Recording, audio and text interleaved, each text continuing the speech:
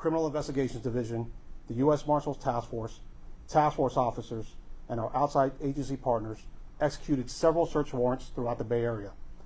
As a result, 7 individuals, 3 of whom were juveniles, were arrested in connection to several violent crimes to include murder, shootings, street armed robberies, burglaries, and escape from a juvenile facility.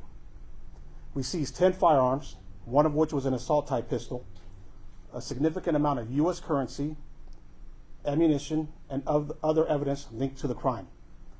This investigation stems from an armed carjacking that occurred on January 30th, which also included a takeover robbery.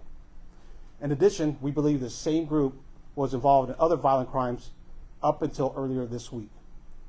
This is an ongoing investigation, and we have turned over the case to the Alameda County District Attorney's Office for charging. I'll turn it back over to Chief Beer. I'd like to thank the community for coming forward and assisting us with this investigation. Without them, we would have been struggling trying to get these people to justice. I'd also really like to thank the lead investigators. I have Officer Cofford and Officer Gomez over here from the Ceasefire Unit. If you could please stand up and come up here with me.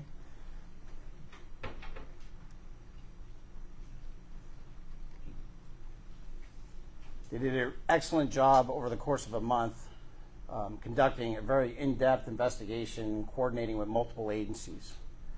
With that, I'm open for any questions. Chief, can you provide the location of the homicide and any details of that armed takeover that you mentioned on January 30th? By any chance, does it have to do with a Maserati by any chance or no? So I'll address the homicide first. So there are individuals that were arrested that we know are associated with at least 2 homicides. With regards to the takeover, yes, it was related to a Maserati. What I can say about that is these individuals were targeting businesses in East Oakland that are known for carrying large quantities of cash. They did an extreme amount of prepping and planning, and when they committed their robbery, it was executed with extreme detail, coordination. It was very obvious that this was not their first time committing a robbery of this type. Any suggestions, safety tips for people involved in cannabis operations? We've seen a lot of targeted hits against people defending dispensaries, warehouses. Now that a lot of this is legal, what can you say about the criminal element targeting these kinds of operations, and what can people do to try to stay safe? So this actual group that was just arrested is a good example. They're not really isolated to one type of victim, whether it's a business or a person on the street. And I think it's relative to both. You need to be aware of your surroundings.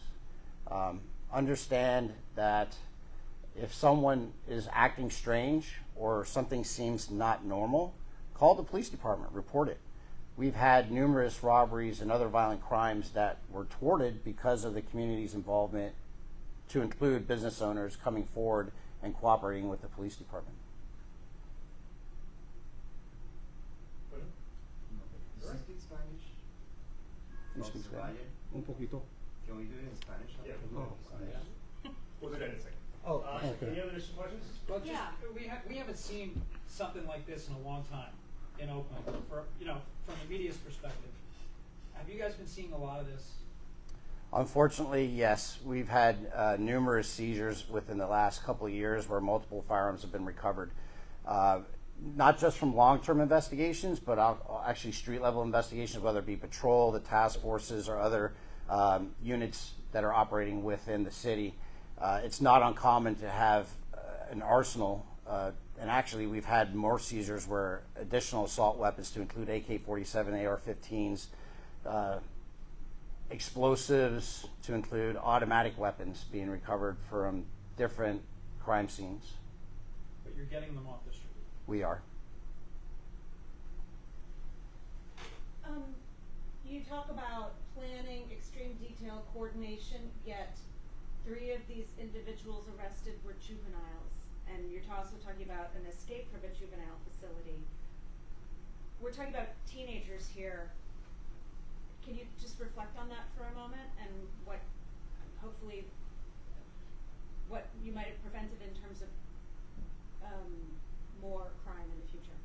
Oh, it's a great question, and it's something that we've actually struggled with for the last few years. We do see an influx of juveniles committing crimes, particularly robberies and shootings, to include murders. It's not uncommon for a lot of these groups that are engaging in this type of criminal activity to recruit and retain juveniles to be part of their criminal enterprise.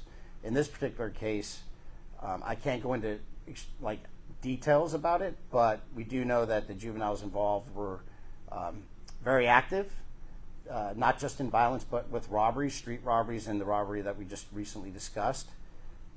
I would say that access to firearms for them is not tough or a challenge.